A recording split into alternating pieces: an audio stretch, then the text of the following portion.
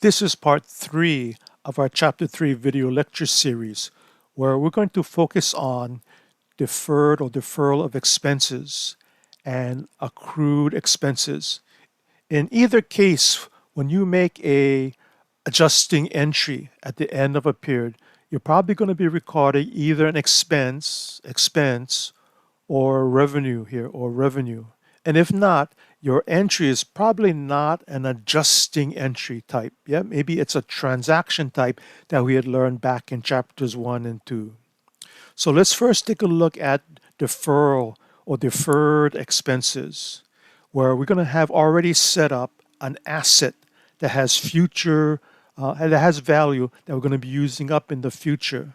As we use it up, we're going to be crediting that asset, reducing the asset. Here's the credit part of the adjusting journal entry. And at the same time, we're going to record the used up costs. Again, that's another term for expense, increased with a debit. Here you can see the debit part of this adjusting journal entry.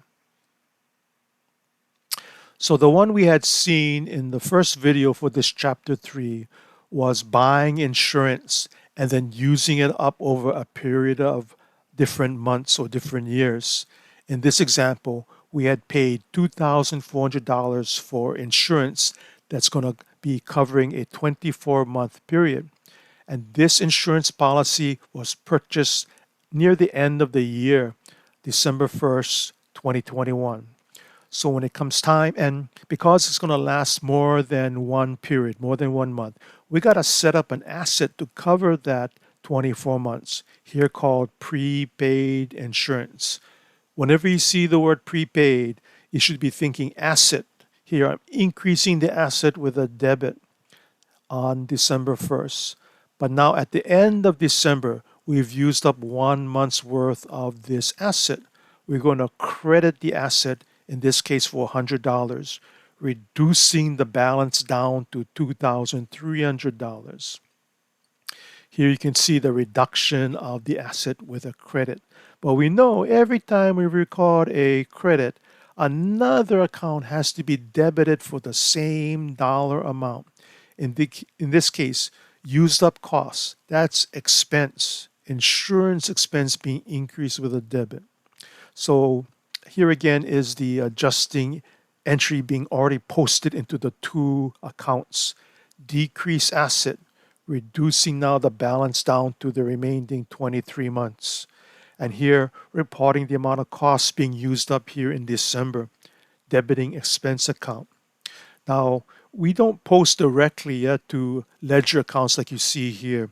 This is just for illustration purposes.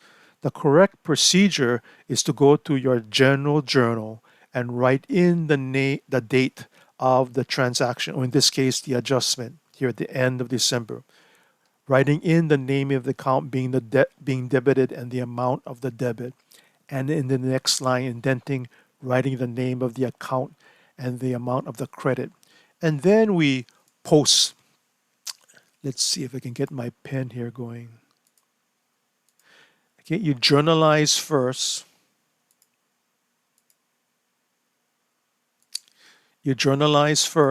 And then you post to the related account. Yeah, you journalize in the general journal and you post to the related account in the general ledger. In this case, the prepaid asset insurance expense. Let's take a, and you can see now again what you have left over here in the asset is 23 months worth of insurance. So if you do January, next month's insurance, you're going to again debit insurance expense for January and reduce the insurance asset for January, leaving a lesser balance, 2,200 here for the future months. Let's take a look at another asset that's prepaid. We've seen this back in chapters 1 and 2. We were purchasing supplies.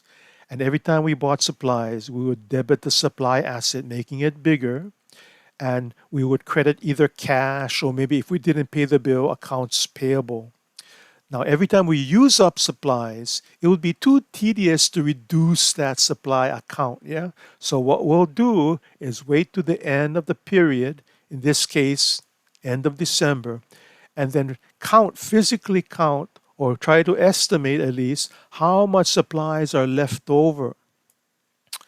And we're going to see something similar when we deal with inventory, merchandise that we buy and resell in the next couple chapters. But here, supplies, we're going to be consuming it ourselves and not reselling it. And we figured out, hopefully a good estimate, $8,670 of supplies are left over at the end of the period.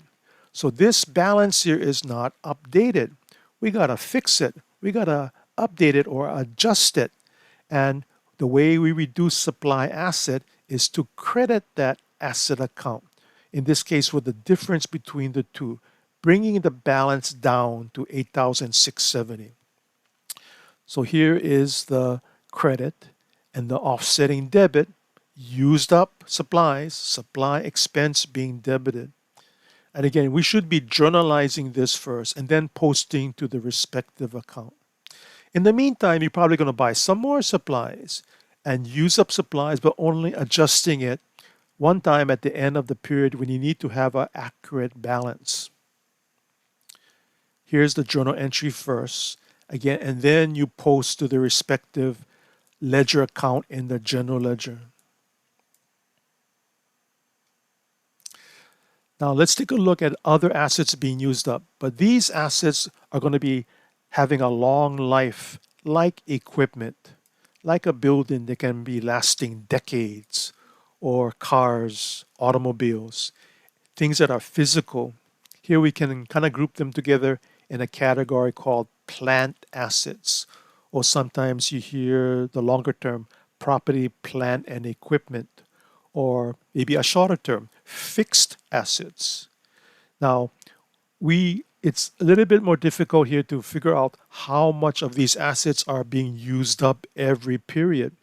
So we're going to come out with a calculation called depreciation, where we're going to take the original cost of the asset and estimate how long it's going to last, how many years or how many months. And at the end of that useful life, we're going to make another estimate, figuring out how much we can sell it for, here called salvage or residual value. We're going to take the difference between the original cost and that estimated salvage value. That difference is called depreciable costs or net costs.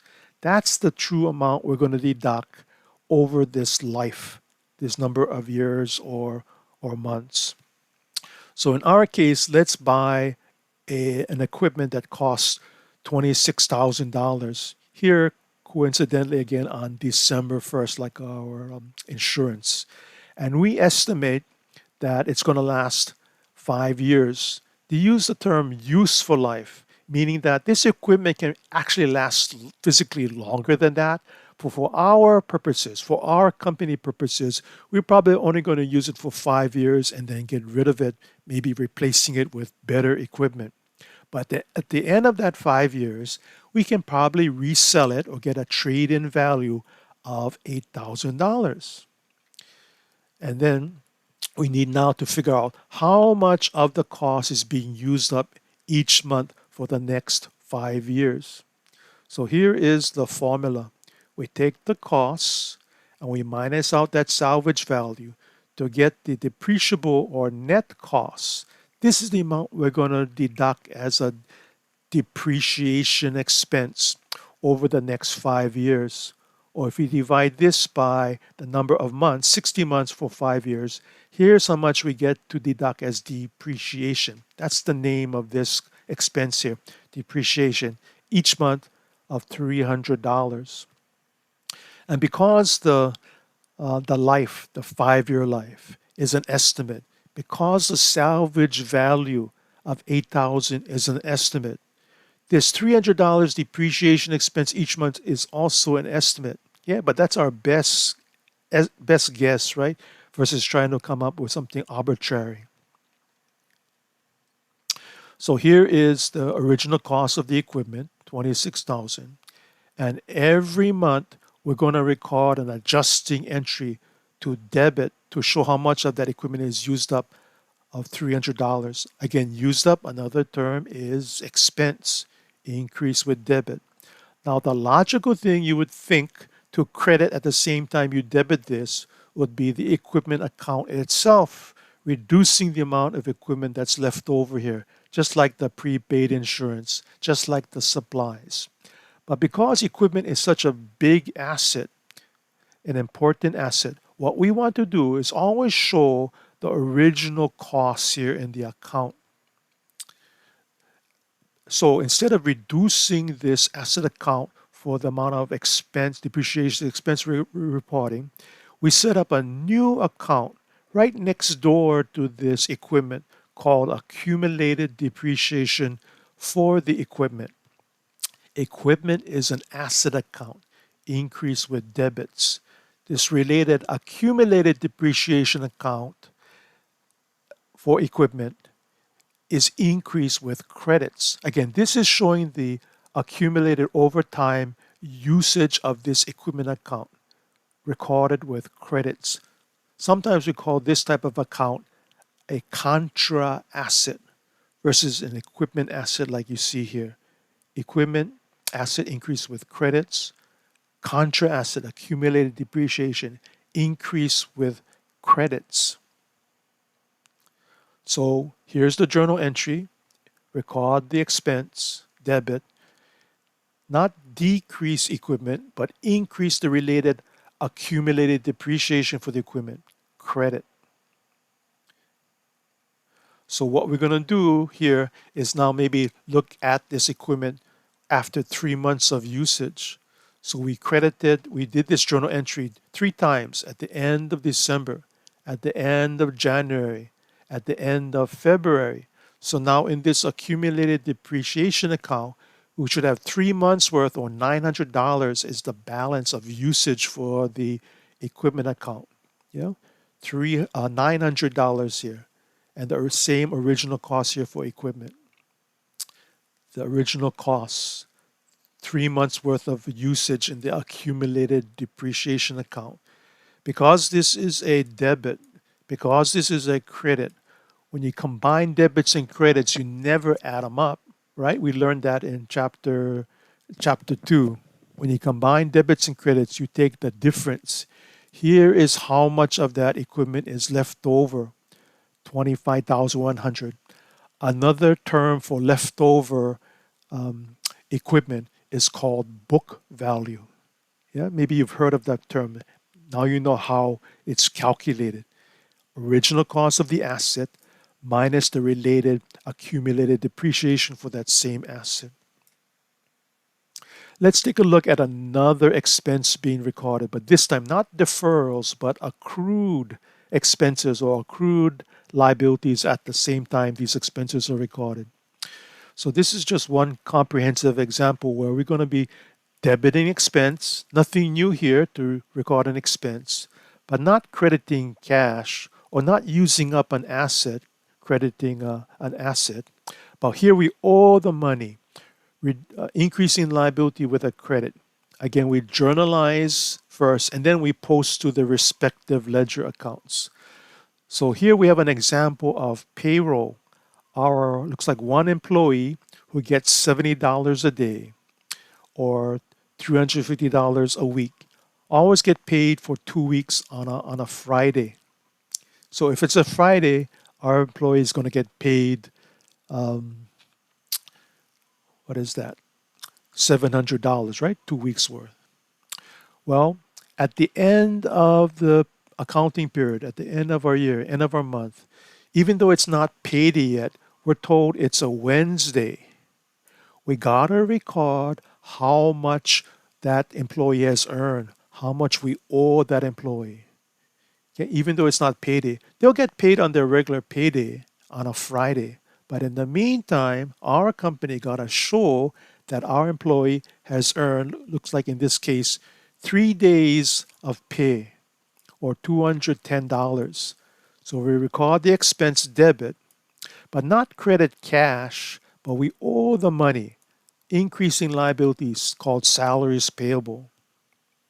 Now, if you take a look 2 weeks before this on the regular payday, you would see a $700 payment here, debiting cash, crediting cash and debiting the salary expense. And 2 weeks before that, debiting salary expense and crediting cash. But now, here at the end of the month, time to make adjustments, time to record accrued expenses. Here is 3 days worth ending on December 31st. We owe this to the employee. Owing is a liability. Now, the tricky thing is now when it comes payday again, that will be 2 weeks after this date, you're going to still pay them $700. But the thing is, that $700 is paying off two different things.